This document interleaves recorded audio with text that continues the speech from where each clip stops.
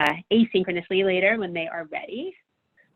So we've begun that, and I'm going to go ahead and welcome you. I'm so happy to see all of you, and for some of you to see your names. My name is Erica Goldman. I'm the Director of Program and Operations at JPRO Network.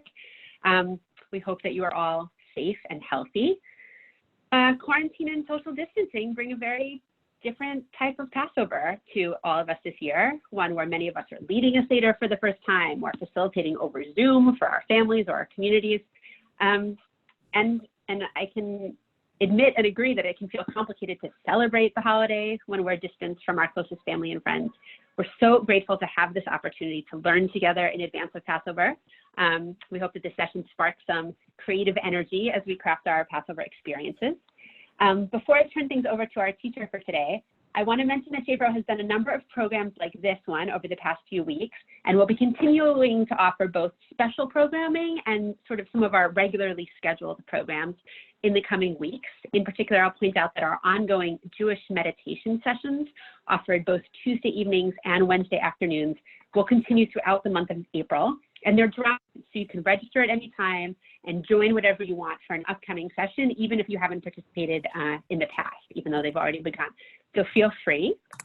In addition, I want to mention we have a program coming up on April 20th called Jewish Peoplehood, What's Next, which will be a conversation among Anat Hoffman, Dr. Gil Troy, and Rabbi Jack Luxembourg in honor of Rabbi Danny Allen of blessed memory. So please do join us for that if you are interested. The link is in the chat there for all of our upcoming programs like this. And now I'm really delighted to welcome our teacher, Rabbi Rachel Sabath Beit-Halachmi, and to turn it over to you, Rachel. Wonderful. Thank you so much, Erica. It's such a great privilege and a pleasure to be with all of you today. And I'm very excited for what we will be able to do together. I'll just begin with just a few words about where I am and where I'm coming to this session, and what I hope we will achieve, because I think we all have a lot to gain from any minute that we can engage in this kind of Torah study and conversation. And what I hope this session will do is both open up some sources and ideas for all of us who are thinking about Passover and about our Seders, but I also hope that it will offer some spiritual strength as we think about these very uncertain times, about whatever anxieties or concerns we have, about those who are suffering, about those we've already lost. I myself am involved in leading a funeral on Zoom later today, and lost a dear friend to COVID over the weekend. So we are really in unprecedented and remarkable times, and how powerful it is to be able to engage in study and learning together, especially now, and also to engage in ritual Jewish creativity, especially now. I think it is one of the great strengths of our tradition that we have texts and rituals that are in our hands, and where in most cases we can add to them. There's no halachic or Jewish legal problem in adding kavanot and meditations and prayers. And especially my argument is going to be that the Passover Haggadah is really an invitation to creativity. That's in fact what the Haggadah is. It's something that has evolved over time, and it's based on sources that begin in the biblical era and are added to over the generations over time. There are parts of the Haggadah, if we color code it, and there's actually a wonderful Haggadah that historically does that, you can see that some pieces of it come from the biblical era, some from the Rabbinic era, some from the Gaonic period, 8th, 9th, 10th century, and that's actually the period where we have the first written words of a recommended Haggadah. And then that continues actually into the modern period. And of course, the addition of things like Hatikva, which became the Israeli national anthem. But at the end of the 19th century, it was already the anthem of the Zionist Congress, and had already found its way into American Haggadot already in the 1920s, and certainly by the 1940s, even before the State of Israel was created. And of course, those American Haggadot, I should add, also added America, my country, 'tis of thee, right? So we have ongoing invitation This Haggadah is like an open book, an invitation for us in every era to add to it, to reinterpret it, and to consider, especially in whatever moment we're in, and how much the more so in this moment that we're in, to consider what it means and what we are bringing to it. We are in a really an unprecedented time, and I think there is nothing better than the Haggadah to welcome us into a conversation with how our people have dealt with struggle and with uncertainty in the past, and how liturgically also we have dealt with different ritual opportunities and different theological struggles and different spiritual struggles. So I'm going to share my screen in a moment and suggest that we actually work through some of the biblical sources that tell us how much this is an invitation and give us a sense of how the holiday emerged. And then we'll look at some more contemporary interpretations, and we'll also look at some very immediate opportunities to add and create your own Haggadot and some offerings that have been made already for us. I imagine that, do me a favor, just raise your hand if you've gotten bombarded with emails about new opportunities and ways to improve your electronic virtual Seder, right? I mean, there's no end to the possibilities, but what I hope to do, given who's on this particular call, is offer you some structure and some ways of thinking about it, and also to contextualize it in terms of how Jewish communities over time have thought about the different elements of the Haggadah. I wish we had time to do this as a long ongoing course, and if we did, I would and I will even challenge all of you to write your own kavanot, your own meditations of what you are bringing to the Seder table this year. What are you bringing? Right? We think about the Israelites, we play all kinds of games about when the Israelites left Egypt, what were they carrying exactly? We have some historical idea, but we are all being confined more and more and having a sense, I hope, of gratitude for even the more contained and constrained lives that we're living, of what really matters to us. What really should we be able to take with us, and what really do we want to take with us into this next year? And I will put the end at the beginning, which is by the time we get to saying L'Shana Haba'ah, to next year, which is something we say at the very end of the Seder. Traditionally, it's L'Shana Haba'ah B'Yerushalayim. That's why I've got Jerusalem behind me. I am in Cincinnati, Ohio, but I've got Jerusalem behind me because that is, in a sense, is the real and metaphoric goal of the Seder, is to lead us from a place of seeing ourselves as though we went forth from Egypt to seeing ourselves as being seeing ourselves as being slaves. First of all, it's a deep ethical principle of Judaism. We are constantly reminding ourselves that we were slaves of dayenu. And our goal is to keep that sense of being former slaves as an ethical principle of hypersensitivity to all who are in need, all who are enslaved, all who are hungry. We'll see that more in a moment. And to have in our mind this ultimate goal of achieving a world that is redeemed. Whether that means making it to the land of Israel, having a Jewish sovereign state, seeing Jerusalem rebuilt. This is a picture from not too long ago, actually. It may look like I'm on the Temple Mount, but I want to assure you I'm not. I have been on the Temple Mount. I don't want to recommend that to anyone right now. Of course, none of us are going anywhere, but we do have an ultimate real and metaphoric goal of getting to a world redeemed. So all of us should be thinking about, what does that world look like, right? The governor of New York famously said a few days ago, when he was asked, we're all asking, and governors all over the country are being asked constantly, when will we return to the new normal? When will we return to normal? And the question the answer to that question, of course, is we will never return to things as they were.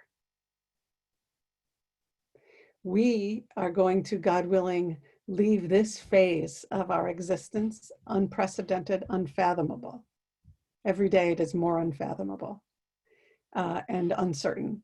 But we will ultimately leave it. That's the hope of the Haggadah. We will leave this narrow place that we're in, and we will achieve a new normal. We will be out into a world that will be very, very different. And the opportunity here in thinking about the Haggadah is to think about not only who do we want to be and who are we bringing as ourselves to the Seder table, whether we're leading or attending, whether we're completely alone, whether we're blessed to have family present around us, whether we're going to be looking at a screen of a dozen or more people in our virtual Seders, which also is an opportunity. That's the other argument of this session. We have an incredible opportunity to think about not only what do we bring, but who do we want to be when we leave this narrow place, right? There's a sense in our Jewish story that the generation that left that very narrow place had quite a journey through the desert. They get to Mount Sinai, right? And they actually have to go through a kind of transformation themselves, which is very complicated and beyond the limits of this session, but they have to go through a transformation in order to be able to make it to the next stage of the journey, and then a transformation again to be able to make it into the land of Israel, right? So these are phases that we're all going to need to go to. So as we dive into our session, I want to make sure I'm sharing the. Okay, this is not the best version. Hang on a second. I compiled it from many different. Hang on a second. Many different options. So I want to add to our screen here and share, and we'll be sharing all of this with you in a moment as well. We have the opportunity to look at. Here we go. I hope that is working for everybody. Hang on a second. No. This one should work, yeah? Thank you. So we'll share all these sources in a moment. I've been compiling them from a lot of different collections and different ways of thinking about it. But as we move, we're going to be also breaking up into chavrutas, and we're going to be looking at links of contemporary things. But just to give us this proof of the invitation, if we look at Exodus, the telling of the Exodus, is that already, right, within a few chapters, we're told, Vihigadata levincha, you will be telling this to your children. I've been thinking about that a lot as a parent of kids at home, thinking about how this is a defining moment of their lives, and they will be telling about this moment to their children, exactly this. And we are asked to see ourselves at the Seder table to be telling it to our children as though, right, Ki'ilu hu yatsa miMitzrayim, as though we ourselves, right, we're going to say what God did for us and about our spiritual stories when we went free out of Egypt. And then, of course, it's connected directly to other ritual practices of tefillin.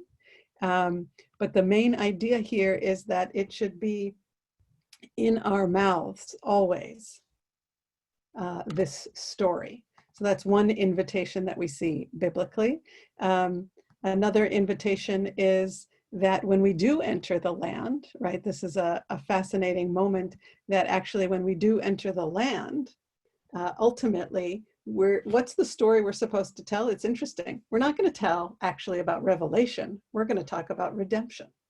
We're going to talk about already they're starting to create this rite, right? Passover has many names. We'll see them evolve. But this rite is about eating the Paschal lamb, right? Now it's a story not about redemption, but it's about the ritual religious rite to be able to eat the Passover sacrifice. And why do we do that? What's the story here? Because it's the Passover, right? That God, the angel of death, passed over the houses of the Israelites in Egypt when God smote the Egyptians, but saved our houses, right? Pasach al beitei v'nei Yisrael. And I feel this very strongly even in walking around our neighborhood. There's this sense that everyone it's as though we have blood on our doorways. It's as though we have blood on our doorways, quite literally, I think, because we have this sense of wanting to protect our homes, wanting to protect our children, wanting to protect our family, wanting to be able to imagine that, that we will all be safe. So we also have this ritual, right? So now we have that Passover is about the holiday of redemption and freedom. Now we have that Passover is about this sense of being saved and about being able to engage in the Passover sacrifice and remembering what it means, what the word means. And then we have in Deuteronomy a very interesting passage that when you come in the times to come, right, that we will actually start to engage. We have the very early beginnings of the idea of a Haggadah here in the book of Deuteronomy. When in time to come, your children ask you, right? They will ask you, what do these decrees and laws, what's the meaning of them that God has given you, all these laws about what to do on Passover, because the laws start to become enumerated about not eating leavened bread and about Passover being a holiday to be observed with some elements of Shabbat. And what's the answer? This is where we first get, right? Avadim hayinu lefaro b'mitzrayim. We were slaves. V'yotzienu Adonai b'mitzrayim b'yad chazaka. We know from that situation that this is the story that we tell in our Haggadah now. This is one of the ways the Haggadah begins. It actually has a conflict of, should we begin with the biblical story? Should we begin with the biblical story of being slaves? Should we begin with the rabbinic story? Should we begin with the Mishnaic rules of how we should celebrate Passover, right? Pesach, Maror, Matzah, Passover, Matzah, and here's one of my kids who's going to be asking that question, Ben Yishai. Should we be formulating all of our questions around those three elements? And of course, what's interesting is that this passage tells us that we should be focused on understanding not just Avadim Hayinu, but that God performed miracles and freed us. This is a time for telling about the miracles of our experience. And that God freed us from there, that he might take us and give us the land that he had promised. It's very interesting because when Moses, right, go down Moses, what does Moses ask for? It's very interesting. What is it actually that we want liberation from? We know we want liberation from this narrow place of slavery, but what do we want to be liberated to do? To serve God, to be able to offer our Passover sacrifice, our offering. That's what the shank bone, or for us vegetarians, other elements, right? We want the freedom to be able to, now I feel like I'm desiring the freedom to be able to engage in our normal communal Passover behavior. They wanted the freedom not just from slavery, but to be able to serve their God. But it's interesting here in the Deuteronomy passage, the requirement is now already historically to be talking about not just freedom and being able to serve God, but being able to be taken to, right? V'datet lanu et haaretz asher nishba la'avotenu. So there's something very connected to the land of Israel. And then the last passage I'll share for now is this idea that other holidays will also incorporate this telling, that when we engage in Shavuot and we bring our basket of first fruits, we will also be reciting this story. What's the story here? This is the other version of telling the story of Passover, right? We already know Passover has multiple tellings already by the end of the book of Deuteronomy. You shall then recite as follows, right? When you bring your basket, and you should say before them, Arami Oved Avi. That should also sound familiar from the Haggadah, right? Now it's a different story. Now we're not telling about Moses and company. We're telling about who? I don't know if we have a chat active, but who are we telling the story about? It's a very different story. It's actually about Joseph going down to Egypt and then Joseph's brothers, right? He went down to Egypt with meager numbers and sojourned there, and then they became a great and populous nation. So which story are we telling? I think the Bible is already inviting us to engage in this kind of creativity.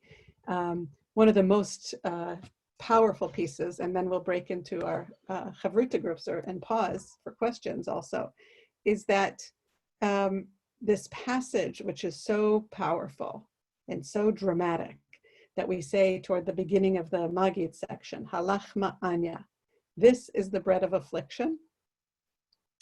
I confess that when my uncle used to raise the matzah, and it was such a strange, tasteless, stale bread to me as a kid, I have to confess I honestly thought that the matzah that he was holding up when he said, "This is the bread of affliction that our ancestors ate," I want to confess, I may not be the only one, but I want to confess that I truly believe that that matzah that he was holding was in fact a remnant of the matzah that they ate in the ancient times as slaves escaping from Egypt. And that's why it tastes so stale. At any rate, the real invitation here is not only to be able to offer it and as a symbol, but it actually is not just to help us tell the story of how we left. It's the invitation to say, what are we really about? That's what I think this invitation of the Haggadah is. What are you going to put in your Seder that actually confirms what we're really about? And here's what we're about. We are about feeding the hungry and welcoming all who are in spiritual need. And we are about being a people of hope, that no matter what narrow place we might be in here, we have a vision of being there in the future. So think about how many deeply ethical Jewish principles are in this one piece, which is, right, a story of our shared history, an ethical commitment to the hungry, a spiritual commitment to all who want to join in this ritual, and a vision about the present and the future. All here in these very few sentences. So at this point, I'll pause and welcome questions, or should we break into groups? If people have questions first, you should feel free to either put them in the chat or unmute yourselves. We can definitely take a minute or two for that.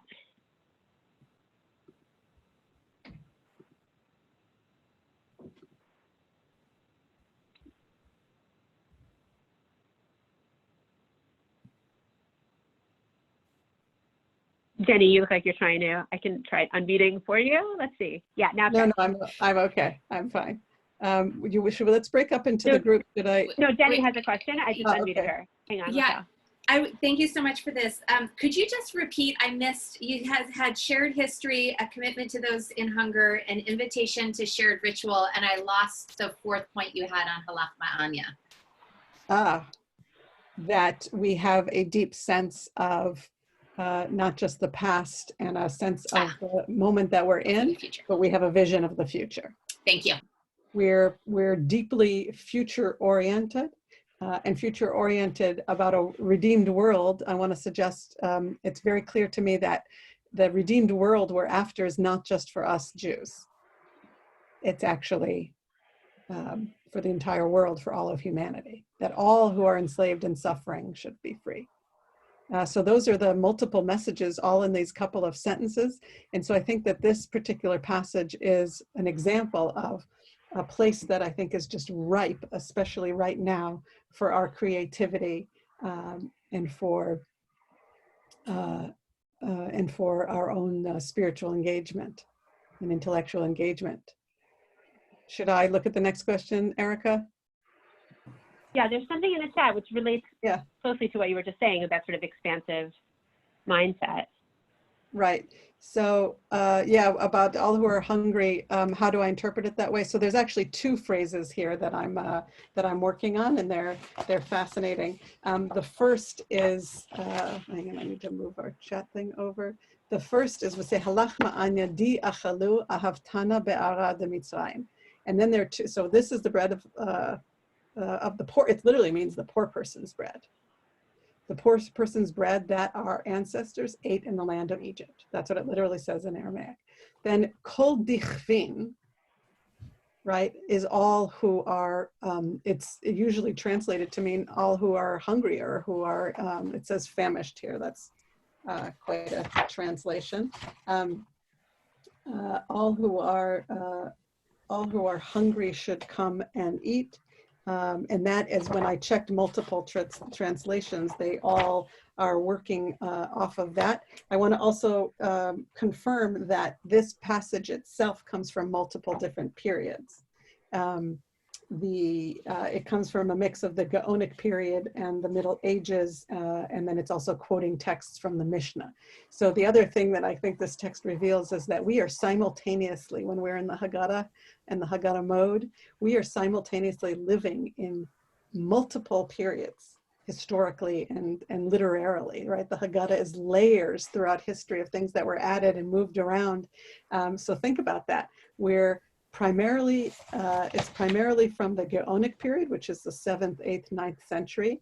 It has elements that were added to it in the Middle Ages, right? The 12th, 13th century, and it's quoting passages from the 3rd and 4th and 5th century.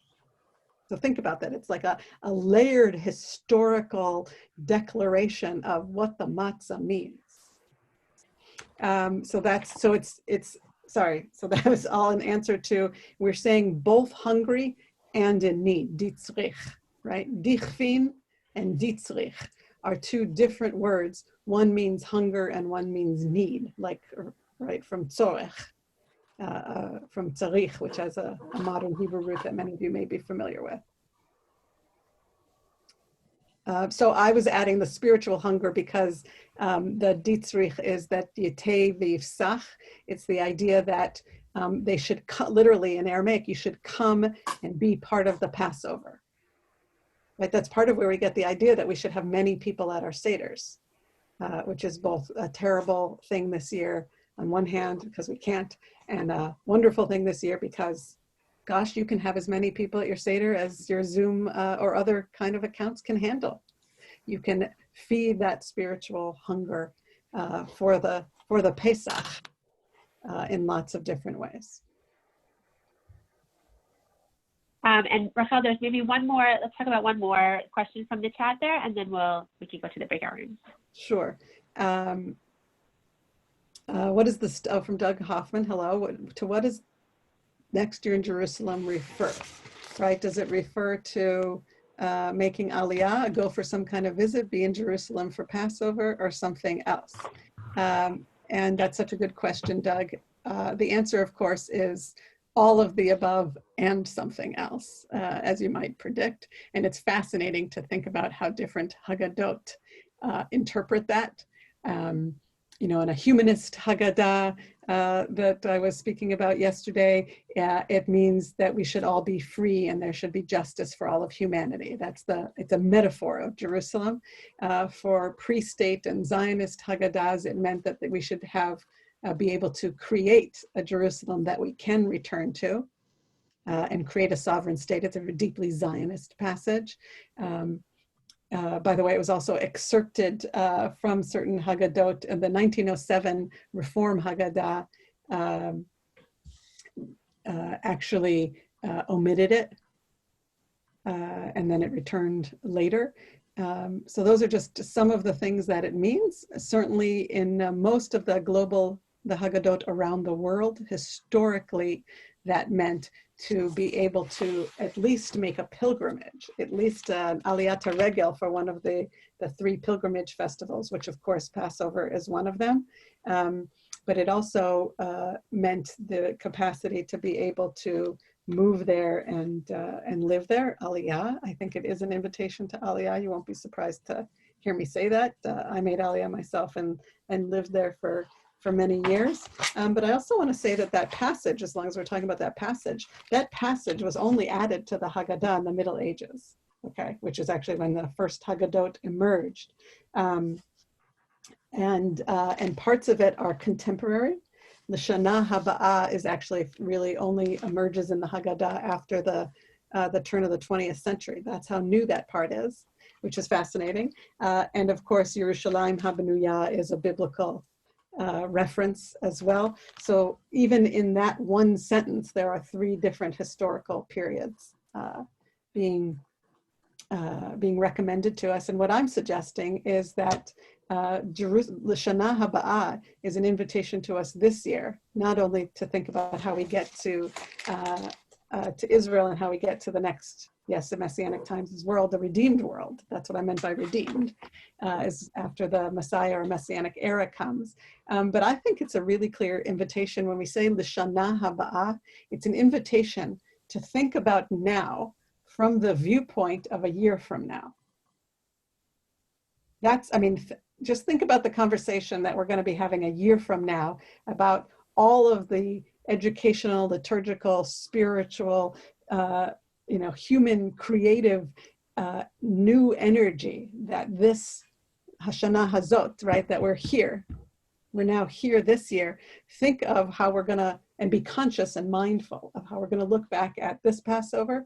And I want to say spiritually, I think it's very important to think about, and psychologically, to think about who do we want to, next year, Shana Ba'ah, who do we want to, when we look back at this year, what do we want to have to be able to say about who we are, who we've been in this crisis, what we've been able to do, who we've become, what has become clear to us, what values, like in the Halach Ma'anya, what values have become most clear to us. Thank you. So I think we should we break into groups with a little guidance? That sounds great.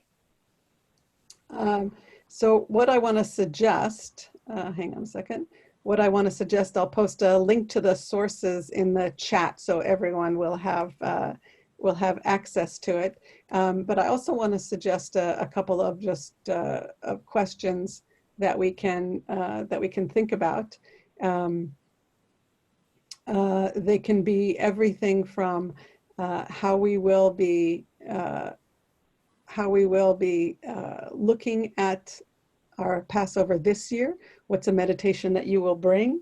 It can be something that will also give us a sense of what do we want to add to our Seders.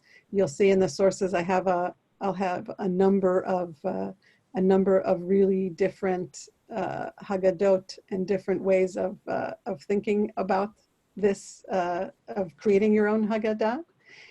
And we also will have links to some new creative additions as well.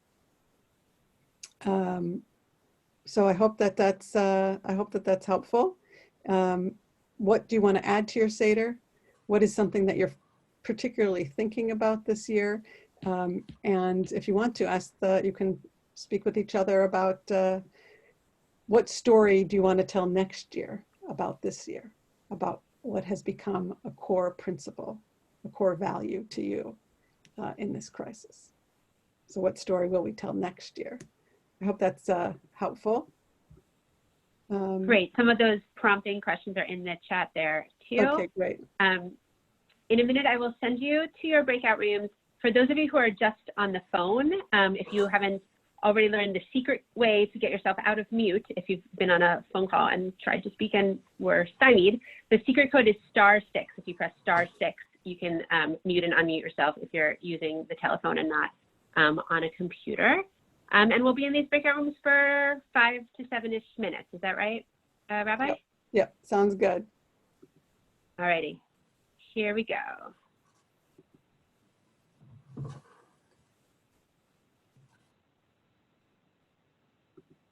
All right, and we're back. Wonderful, welcome back everyone. I hope you can hear me. We can, Rabbi, the screen that I see of yours looks like not one source, but a screen of like a bunch of things. Maybe reshare? Yep.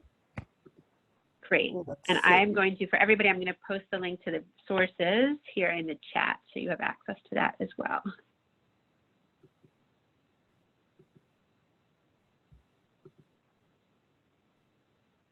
Great. Great. First of all, welcome back. If you want to, in the chat, it's also great to share any questions or any ideas that came up. I think that this is certainly a time to be sharing and be thinking together about all of the ways in which we can think about this time of year. And I want to also just add for us another two texts that I think are helpful in terms of anxiety that you'll see in your sheets, which is that the compilers of our biblical texts and our rabbinic texts were very aware of how paralyzing anxiety can be. A colleague and friend of mine, Rabbi Sue Fendrick, just published, many of you may have seen it, about it's okay to have a Shvach Seder this year.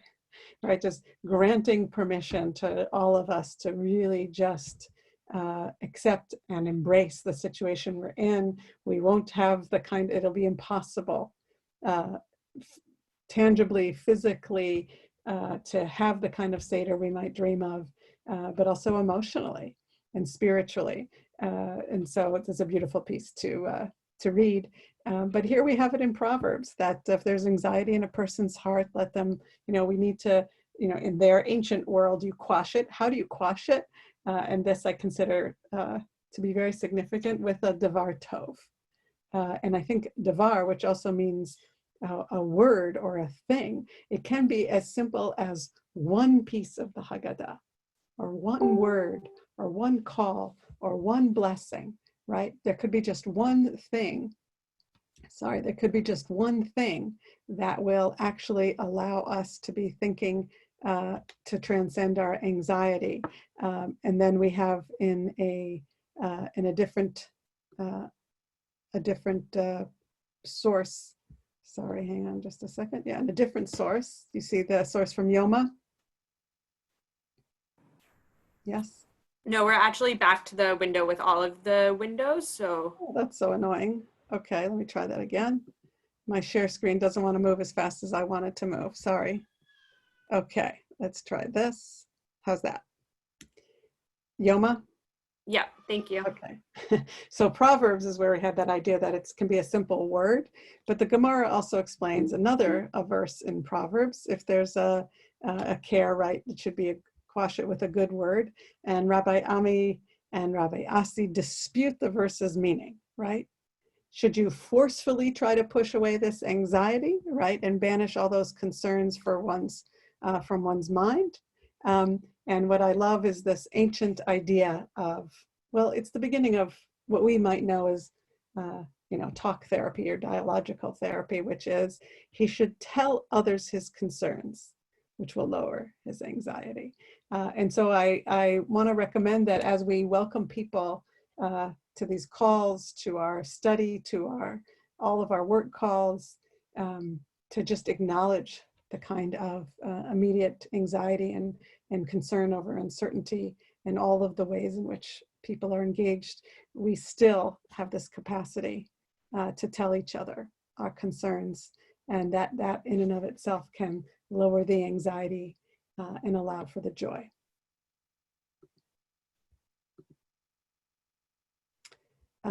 So if there are any ideas that people want to share?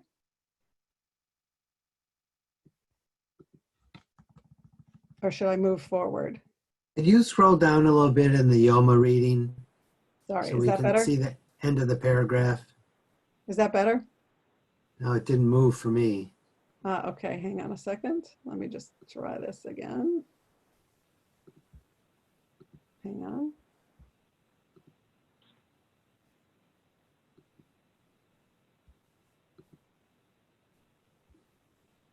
I don't know if this is working.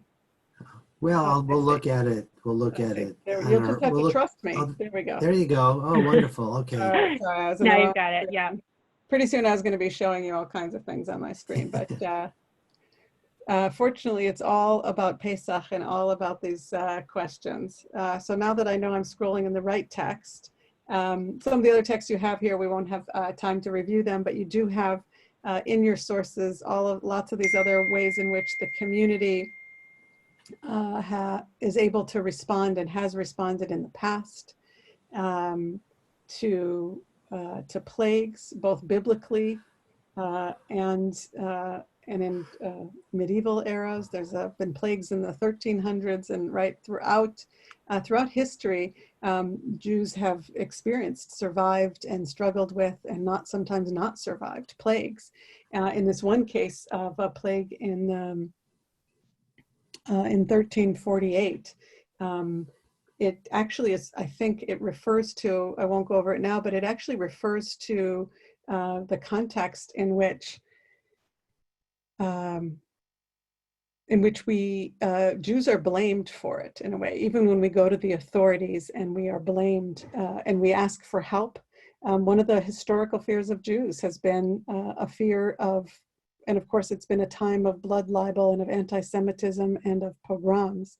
It's been a real fearful time, Passover. It's part of why we have another very delicate part of the Seder that I want to refer to, which is, just want to pull it up again, which is this idea of the Shvoch HaMatcha, the idea of pouring out our wrath. And there's an idea there that in the Middle Ages, we added that section and we added to it over the years because we were actually very fearful of how plagues might play themselves out for the Jewish community. And so it's a time of fear, and there have been lots of articles about how there have been some articles about how when we're in anxiety and fear, it evokes times of previous fear and times of how we understand what has happened. So not only do we need to give ourselves permission to be able to have that whatever kind of Seder we will be having, but we also need to give ourselves permission also to be able to think about the past, and in some of our Haggadot we have that as well. Hopefully you see what I've shared here now. Yes, about online resources. Yeah, so there are lots of places you can go to think about how to do this, to think about how to take, I'm recommending you take, 2 or 3 core ideas, like the Halachma Anya did, 2 or 3 core principles for yourself and your family and your community, and to be thinking about how you can add and focus just on those ideas. And so in this section, you've got lots of different options as well, and lots of ways of thinking about it. And those are hopefully in the sources as well. If not, I will post them. The other elements that I wanted to share is actually a piece of something that is brand new, and that will offer, I hope, a way of thinking about your Seder this year, particularly about the Halachma Anya. And you have it in your source sheets. It's the piece from a new organization and a new program of global crowdsourcing called Our Common Destiny. And I'll see if I can share that as well.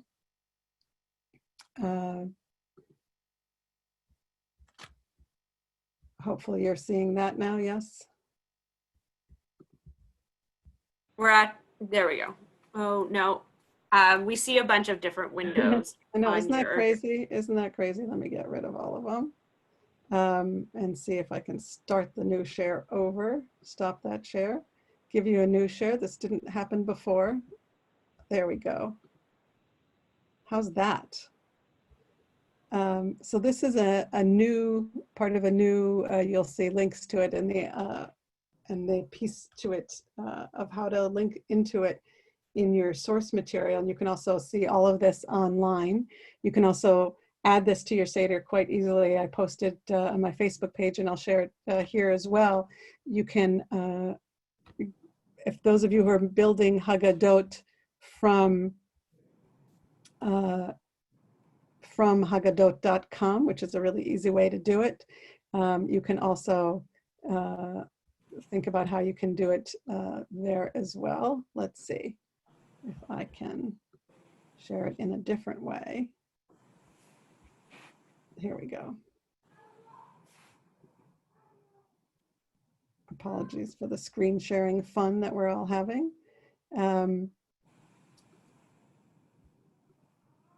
But I wanted to share this with you because I think it responds to the particular crisis that we're in. Hopefully you see this. This is Halach Ma'anya, new meditation. This is the bread of our affliction. Halach Ma'anya. This is our shared story of suffering and freedom.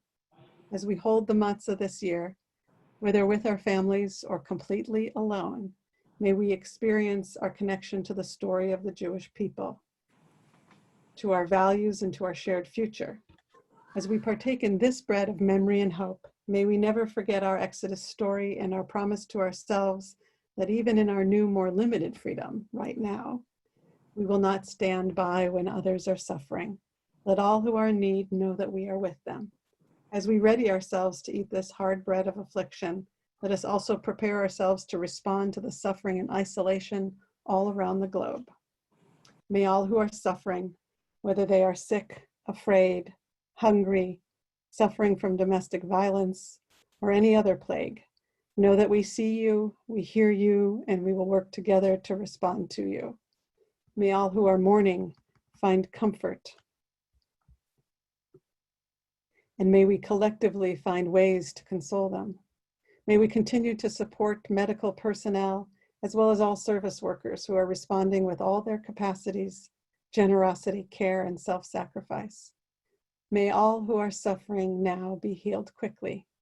May all who are in need know that the Jewish people will respond with the best of ourselves. May we find new ways to learn about each other and to learn together, even virtually. Let us assure each other that we, the Jewish people and all people, share a common destiny, and we will create it together. May we look into the eyes of those around us and those who we see from afar, and assure each other that we are mutually responsible for each other, for one another, for the health and safety and spiritual well-being of ourselves, our communities, and for all of humanity today as we were then. This year we are here. We are broken apart. But next year, may we find new beginnings, a new commitment to each other, a new wholeness, and a new common destiny. Amen.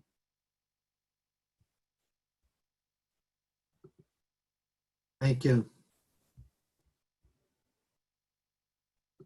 There's also an invitation here to be part of the crowdsourcing, which is a way to be thinking about how you might engage in thinking about core Jewish values for the future. And so what I'll post in the chat in a moment is a way that you can join in that process as well as a PDF of this particular reading. What I didn't get to say before is that this reading was created by a group of rabbis representing the Orthodox to Reform, conservative, secular activists, 5 different continents of scholars and rabbis who engaged in helping to create not only the initiative, but also were able to create, some of us came together to share our thinking about this time and to try to create a document, right? Much like the Haggadah or the Megillat Atzmaut, the Declaration for the State of Israel, which struggles to actually allow for the secular and the religious to find home in a particular document and to find a place where we can gather and think about what really matters to us right now. and what role do we need to play, and what does it mean to fulfill obligations of the Jewish people at this time? So I'll pause here maybe for some questions or reactions.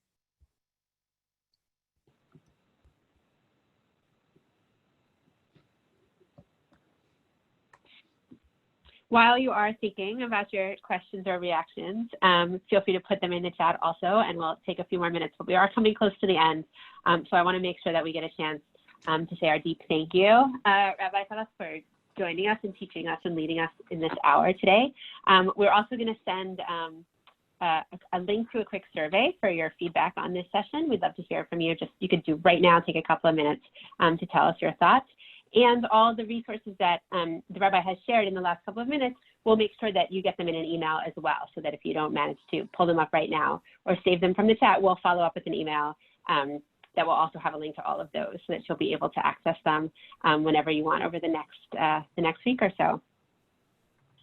Any final thoughts from anybody or questions before we say goodbye and thank you? Leah or Leia, it looks like you have your hand up. I don't know if that's a Zoom artifact or if you were actually meaning to do that. No, it's okay. Okay, I had a feeling we're not all used to all those pieces of Zoom. Don't worry about that at all. I can share one more thing. Thank yous happening. Oh, please go ahead. Thank yous are already happening. I know, but hopefully I'm sharing the right screen again, I hope. I wanted to suggest that as you look at all of the different resources and ways of thinking about it, you should also go to One Table, another great sense of ways of creating your own Seder in addition to all the others in Haggadot.com. I added some Kabbalistic and Hasidic commentaries in your resources, but I actually wanted to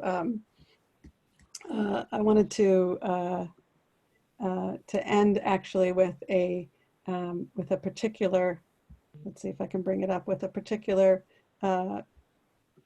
suggestion from our resources, which hopefully we can pull up here in a moment. And it's actually from a Hasidic interpretation, which allows us, those of you, you've probably all heard the story about Rabbi Zusya, is that right? There's an idea that when we come to the end of our days, we won't be asked, why weren't you like Moses? Why didn't you lead the people with such greatness and reveal Torah and have redemption and revelation and lead the people at least to the border of the promised land. We're told, actually when we get to that next world, there are lots of questions in the Talmud that they say we're going to be asked, but according to this telling, of course, we'll be asked, why weren't you Zusya? Zusya's not going to be asked why he wasn't more like Moses, right? God's going to ask us, why weren't you more you? And so I think there's a really very powerful, deep invitation here to be able to think about what is it that we want to bring to our Passover Seders. So here in this commentary, which hopefully you see now on your screens, and with this we'll conclude, Pesach is the day when wheat is judged. That is why we say, all who are in need, come and eat.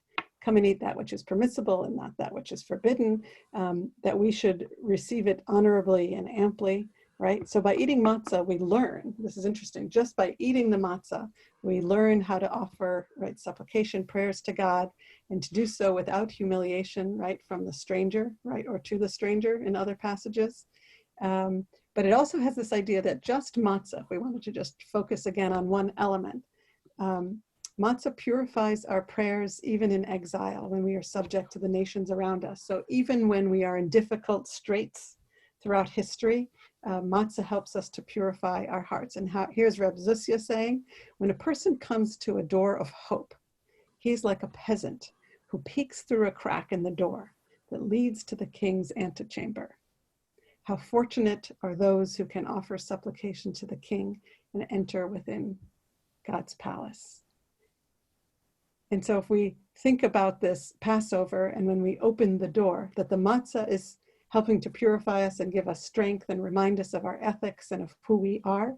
But I also want to bless us that we find during this Passover, that we find the capacity to feel that hope of opening the door and having the sense that in the future awaits us not only a great, bountiful reception and a very, very different Passover, but also the hope of healing and the hope of acceptance and the hope of redemption. Amen. Amen. Amen. Thank you so much. Rabbi. Pleasure to see all of you. Thank you for joining us. We'll be in touch, and Chag Sameach. Chag Sameach. May it be sweet and healthy. Be well, everyone. Thank you. Take care.